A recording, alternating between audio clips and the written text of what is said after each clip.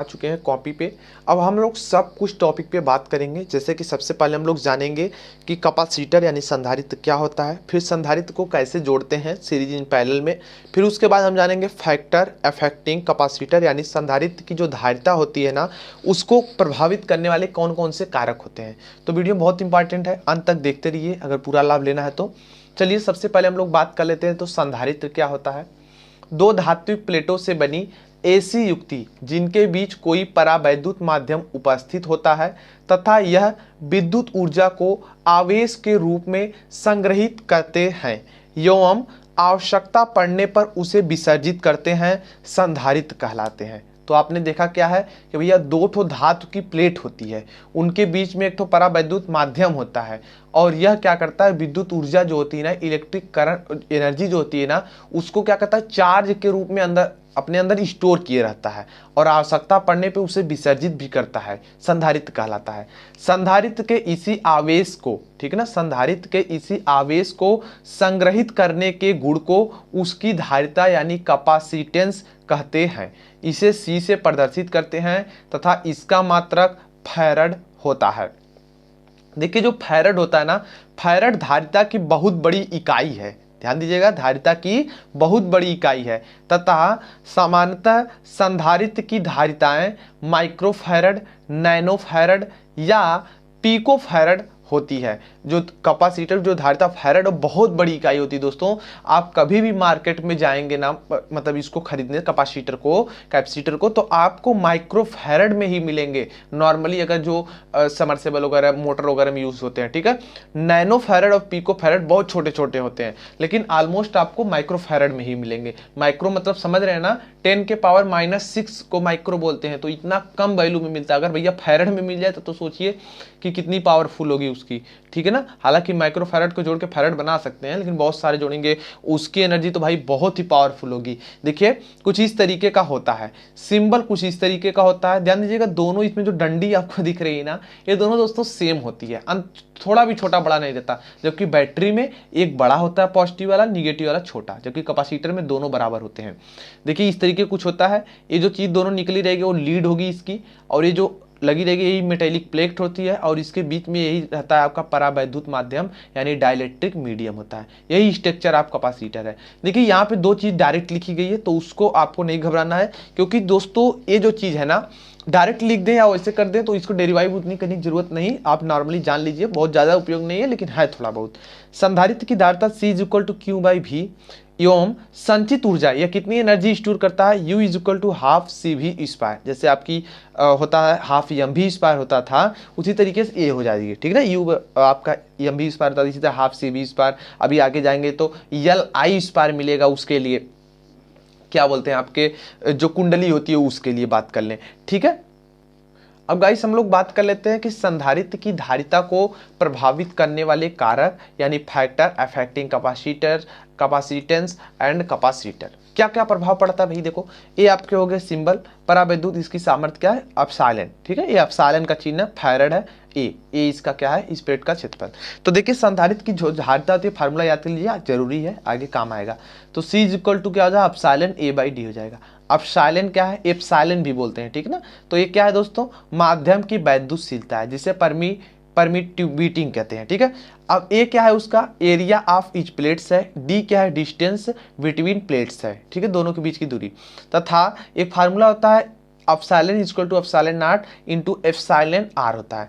ε0 क्या है, निर्वात की वैद्युतशीलता, जिसका मान होता है 8.85 गुणे 10⁻12 फैरड प्रति मीटर। εr क्या है, सापेक्ष वैद्युतशीलता, y के लिए εr का मान 1 होता है। अतः दोस्तों हम कह सकते हैं संधारित्र की जो धारिता होती है वह निम्न कारक पर यानी निम्न चीज पर डिपेंड करती है। सबसे पहले दोस्तों किस पर करती है, प्लेटों के क्षेत्रफल पर। मतलब क्या, संधारित्र की धारिता प्लेटों के क्षेत्रफल पर निर्भर करती है तथा उसके समानुपाती होते हैं, यानी C directly proportional to A पर डिपेंड करती है, ठीक है। अब चलिए हम लोग दूसरी पर बात कर लेते हैं, क्या है, प्लेटों के बीच की दूरी पर भी यह निर्भर करता है, डिपेंड करता है। कैसे, देखिए संधारित्र की धारिता उसके प्लेटों के बीच की दूरी पर भी निर्भर करती है एवं व्युत्क्रमानुपाती होती है, अर्थात C प्रोपोर्शनल देख सकते हैं यहाँ डायरेक्टली प्रोपोर्शनल नहीं है, तो C प्रोपोर्शनल 1/D, ठीक है। C अनुक्रमानुपाती 1/D कहिए या C व्युत्क्रमानुपाती D कहिए, बात एक ही है, ठीक है। अब चलिए, अब किस पर डिपेंड करता है, प्लेटों के बीच उपस्थित माध्यम पर दोनों के बीच में कौन सा माध्यम, कागज रखा गया है, ऑयल रखा गया है या कुछ और चीज रखी गई है, ठीक है। संधारित्र की धारिता उसके प्लेटों के बीच उपस्थित माध्यम पर भी निर्भर करती है तथा उच्च विद्युतशीलता वाले पदार्थों से बने संधारित्र की धारिता भी उच्च होती है। मतलब जिस पदार्थ की विद्युतशीलता उच्च होगी उसका भैया संधारित्र का जो बनेगा उसकी भी धारिता उच्च का होगी, ठीक है। अगला किस पर डिपेंड करता है दोस्तों, तापमान पर, टेम्परेचर पर डिपेंड करता है। संधारित्र की धारिता उसके चारों तरफ के तापमान पर भी निर्भर करती है।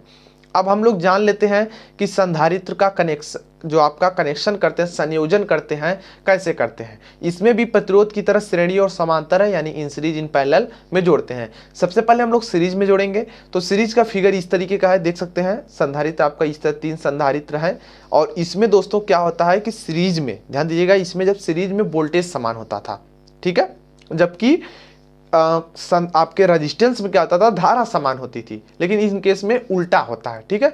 जो उसमें वोल्टेज समान था यहाँ सीरीज में वोल्टेज समान होगा, और जो उसमें पैरेलल में दोस्तों जो वोल्टेज आपका समान था वो इसमें सीरीज में होगा, और जिसमें जो पैरेलल का फार्मूला होता है उस तरीके से इसमें सीरीज में आएगा। थोड़ा उल्टा होता है, तो याद करने की ट्रिक भी बन जाती है। V1 V2 V3 voltage drop, C1 C2 C3 धारिता, I एम्पीयर की करंट फ्लो हो रही है, बैटरी लगी हुई है, ठीक है। अब चलिए दोस्तों इसके बारे में और जान लेते हैं। अब देखिए पेज को पलटेंगे और दूसरी टॉपिक्स पे बात करते हैं इसके। अब फिगर तो आपने देख ही लिया। देखिए चित्र में आपको दिखे थे कि 3 संधारित्र C1 C2 C3 श्रेणी क्रम में जोड़े गए हैं। इस पूरे संधारित्र को V वोल्ट की सप्लाई भी दे दी जाती है। श्रेणी क्रम में संयोजित प्रत्येक संधारित्र में धारा का मान एक समान होने के कारण प्रत्येक पर आवेश एक समान संधारित्र होता है, ठीक है। तथा प्रत्येक संधारित्र के क्रॉस विभवांतर जो होता है, वोल्टेज ड्रॉप अलग अलग होता है। यदि तीनों संधारित्र में उत्पन्न विभवांतर क्रम से V1 V2 V3 है, तब V = V1 V2 V3 हो जाएंगे। और दोस्तों हमने फार्मूला ऑलरेडी पढ़ रखे हैं, तो Q = C भी होते हैं, यानी V = Q/C हो जाएंगे। अब दोस्तों देख लीजिए, अब उसी के अकॉर्डिंग दोस्तों आपके जैसे देखिए कि यहाँ से अब Q तो सब में समान रहेगा, बदलेगा क्या, V1 और C1, यानी जब यहाँ पे V1 करेंगे तो यहाँ C1, यहाँ V2 तो यहाँ C2, यहाँ V3 CT, यहाँ Vn तो Cn हो जाएगा। उसके अकॉर्डिंग दोस्तों Q/इक्विवेलेंट जब करेंगे C का, ये देखिए C लिखा गया है, ठीक है, C इक्विवेलेंट, तो सब चीज़ हो जाएंगे दोस्तों। इसके अकॉर्डिंग दोनों जब होंगे, Q सब में है, कॉमन होके कट जाएंगे, तो 1/C इक्विवेलेंट, EQ का मतलब इक्विवेलेंट, समतुल्य, ठीक है। तो सब चीज़ हो जाएगी, मात्रक हो जाएगा फैराड। अब जिस तरह से उसमें संधारित्र आपके क्या बोलते हैं रेजिस्टेंस में परिभाषा बनी थी, उसी तरीके से संधारित्र में बन जाएगी। क्या है देखिए, अतः संधारित्रों के श्रेणी संयोजन में परिपथ की, ध्यान दीजिएगा, संधारित्रों के श्रेणी संयोजन में परिपथ की तुल्य धारिता का प्रतिलोम परिपथ में जुड़े प्रत्येक संधारित्र के व्यक्तिगत धारिताओं के प्रतिलोम के योगफल के बराबर होती है, ठीक है। आप देख सकते हैं यहाँ पे। अब दोस्तों अभी तक तो हमने सीरीज के बारे में जाना, अभी हम इसका न्यूमेरिकल भी बता देंगे जिससे आपको और अच्छे से आ जाएगा। अब दोस्तों हम लोग जान लेते हैं कि पैरेलल में क्या केस होता है, क्या कंडीशन होती है गाइस, इसके बारे में, ठीक है। देखिए पैरेलल में कैसे जोड़ेंगे, जैसे संधारित्र जोड़े थे वैसे ही बिल्कुल पैरेलल में जोड़ लेंगे, सबके एक समान सिरे को एक से दूसरे से। इसमें क्या होता है दोस्तों, इसमें देखिए करंट फ्लो अलग अलग हो जाती है, जबकि उस कंडीशन में वोल्टेज अलग अलग होता था, ठीक है। तो ये चीज हो, देखिए उसमें क्या होता था दोस्तों, करंट अलग अलग हो जाती थी, तो यहाँ पे वोल्टेज समान रहेगा, ठीक है ना। तो यहाँ पे देख सकते हैं आप कैसे करेंगे भाई, तो ए भी हो गया, अब देख सकते हैं सब कुछ हो गया, दोनों की तुलना भी कर सकते हैं रेजिस्टेंस और इससे। तो इसमें जो आपके रेजिस्टेंस में सीरीज का जो फार्मूला था वो कैपेसिटर के पैरेलल में आएगा। उसी तरीके से ऊपर चित्र में 3 संधारित्र का समांतर संयोजन को दिखा दिया गया है, जिसमें सभी संधारित्रों के प्रारंभिक सिरे को एक बिंदु से तथा अंतिम सिरे को दूसरे बिंदु से संयोजित किया जाता है। इस पूरे संयोजन को V वोल्ट की सप्लाई से जोड़ने पर संधारित्रों में धारा क्रमशः I1 I2 I3, ठीक है एवं इस पर एकत्रित आवेश क्रमशः Q1 Q2 Q3 है एवं परिपथ की कुल धारा मतलब कुल जितनी सर्किट है उसमें कितनी धारा फ्लो होती है, कुल धारा I है तथा पूरे संधारित्र की तुल्य धारिता की बात करें C इक्विवेलेंट है। अतः धारा कितनी फ्लो होगी दोस्तों, करंट कितनी होगी, I = I1 I2 I3 हो जाएगा। तो इतनी करंट सब जोड़ करके लेकिन टोटल I फ्लो हो रही है। अब देखिए इसके फार्मूले को देखते हैं तो उसके अकॉर्डिंग दोस्तों फार्मूला ही हो जाएगा। अब देखिए दोनों में सब में T है दोस्तों, 1/T फॉर्म में है तो T तो कॉमन होकर कट जाएगा, तो आपके बस बचेगा क्या, Q = Q1 Q2 Q3, यही चीज बच जाएगी दोस्तों। अब देखिए हम क्या जानते हैं, हम जानते हैं दोस्तों कि इसके आवेश हमारे अभी प्राप्त हुए, ठीक है, हमें आवेश प्राप्त हो गए। तो हम जानते हैं Q = CB, तो C इक्विवेलेंट V सब में देखिए V समान है तो V कॉमन होकर कट जाएगा, तो C क्या हो जाएगा, C equivalent = C1 C2 C3 मात्रक फैराड हो जाएगा। इसके अकॉर्डिंग क्या परिभाषा बनेगी, अतः संधारित्र को समांतर, देखिए समांतर में संयोजित करें परिपथ की तुल्य धारिता संयोजन में जुड़े प्रत्येक संधारित्रों के व्यक्तिगत संधारित्रों के योगफल के बराबर होता है। कहने का मतलब गाइस कि इस विधि से अगर धारिता का मान बढ़ाना है तो उसको पैरेलल में जोड़ो, अगर कम करना है तो सीरीज में जोड़ो। ये गाइस इसकी कंडीशन होती है, बिल्कुल प्रतिरोध के उल्टा होता है। अभी तक तो इतना जान लिया, अभी मजा नहीं आया। अभी हम अगर आपको 2-4 न्यूमेरिकल बता देना तब तो भाई बिल्कुल अच्छे से आ जाएगा, तब उसमें कोई शिकायत नहीं रहेगी हमको आया या नहीं आया, ठीक है। तो चलिए 1-2 पहले न्यूमेरिकल कर लेते हैं भाई, 1-2 न्यूमेरिकल कर लेते हैं। तो सबसे पहले दोस्तों हम सीरीज केस वाला करते हैं इसमें, ठीक है, सीरीज केस वाला न्यूमेरिकल करते हैं। तो सीरीज केस में दोस्तों क्या होगा, मान लीजिए इस तरीके का है संधारित्र, इस तरीके से संधारित्र है दोस्तों, 4 संधारित्र ले लिए। अब यहाँ पे देख सकते हैं, यहाँ पे दो फैराड, ठीक है, 2F का है, 2 फैराड ऐसे हमने दे दिए हैं, बट माइक्रो फैराड में ऑलरेडी आपको मिलेगा हमेशा, ठीक है।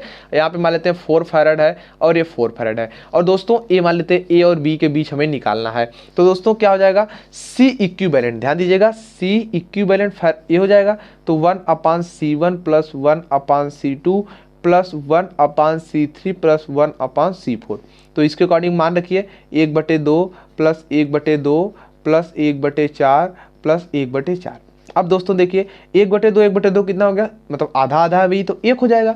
1/4 को जोड़ेंगे कितना हो जाएगा, तो देख सकते हैं कि 1/2 आएगा, दोनों को जोड़ने 2/4 आएगा, यानी 1/2, और 1/2 को हम लिख सकते हैं 0.5, यानी दोस्तों आएगा 1.5 फैराड, ठीक है, 1.5 फैराड, यही दोस्तों आंसर हो जाएगा। आपके लिए 1-2 होमवर्क दे देता हूं दोस्तों, देखिए इस तरीके से 1 हो गया, 2 हो गए, 3 हो गया, 4 5 6 7, इस तरीके से दोस्तों हो गए आपके। यहाँ पे ए हो गया, बी हो गया, और यहाँ पे 1 2 3 4 5 6 7, इस तरीके से सबकी वैल्यू फैराड में वैल्यू है, ठीक है, सबकी वैल्यू फैराड में। आप इसका RAB निकाल CAB, ठीक है, ध्यान दीजिएगा CAB निकालेंगे, और इस जो आंसर आएगा कमेंट बॉक्स में कर सकते हैं, या तो हमें व्हाट्सएप या टेलीग्राम पे भी बता सकते हैं, ठीक है। जो बताते हैं भाई उनको थैंक यू, जो नहीं बताते उनको महा थैंक यू, ठीक है। चलिएगा अब दोस्तों अभी तो सीरीज देख लिया, इसी तरीके अपने बना सकते हो गाइस। अब चलिए हम पैरेलल के लिए बात कर लेते हैं, ठीक है, PAR पैरेलल के लिए वेरी इंपॉर्टेंट है। देखिए पैरेलल कैसे बनाएंगे, ये देखिए इस तरीके का हो गया दोस्तों, 1 2 3 4, इस तरीके से दोस्तों हो गए। सबको एक साथ जोड़ दोगे तो पैरेलल बन जाएगा। इधर आपके हो जाएंगे A और इधर दोस्तों हो जाएंगे आपके B।